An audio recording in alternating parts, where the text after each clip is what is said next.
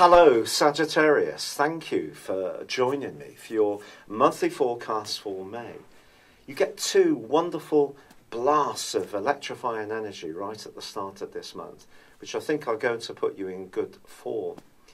It really began at the end of April when Venus, the planet of love and relating, moved back into your sister fire sign of Aries. Now she's going to be joined on the 3rd by Mercury, the planet of communication.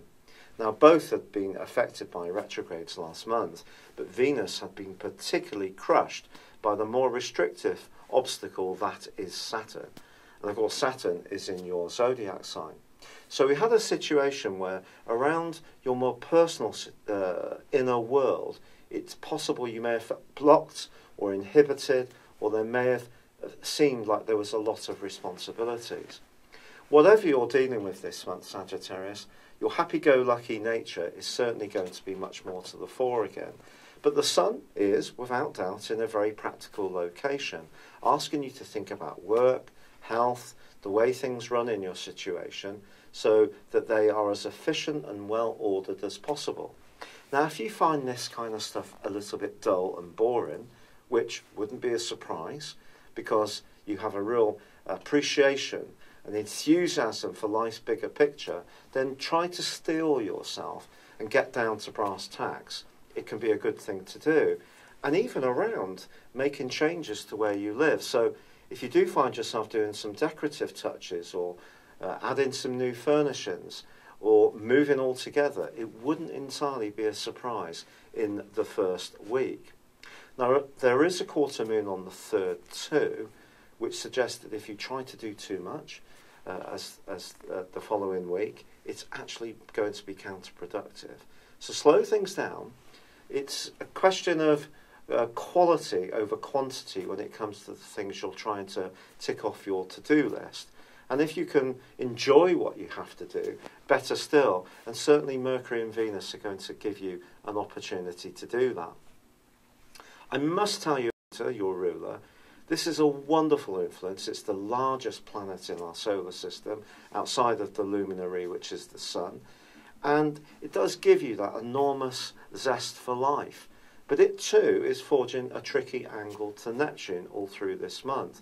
So when it comes to your long-term future, balancing what you want in terms of your hopes against the reality as far as your emotional foundations are concerned and your practical foundations is something you still need to work at.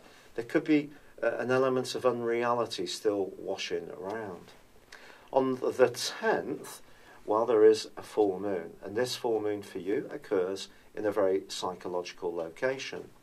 And with Mars, the planet of drive, in your sector of relating this month, it's possible that you could find yourself a little bit reactive in week 3, particularly if something is not quite unfolding as you would like, or people are confronting you with sides of your attitude they don't find so easy. It would be possible that you could react to the point in week 3 of this month that you find yourself feeling very threatened and feeling that people are almost attacking you. Try to avoid that. And I would also be very cautious around shared finances, where you could be a bit more impatient. But by the 21st, Mercury has moved back into a very precise part of your chart and returns to where it began its retrograde on the 9th of April. So any niggling, everyday issues which have been affecting your situation hopefully will unwind from them. But the wonderful news is the arrival on the 21st of the Sun in the sign of Gemini. This joins with Mars, and this is going to help you to engage with others in a much more get-go way for the last 10 days of this month. There's also a new moon on the 25th. All this can boost your enthusiasm around relationships. And Mars and also Uranus forge a fantastic link in the last week, suggesting there could be someone who comes out of the blue who really excites you and you could connect in a fabulous way. In ongoing relationships, I think a bit more care is required, especially around finance again, or indulgences. It's going to be important to keep costs really bolted down in the last week, even if there is part of you that would like to be more gregarious in terms of your expenditure. The last couple of days of this month see Venus alongside Uranus.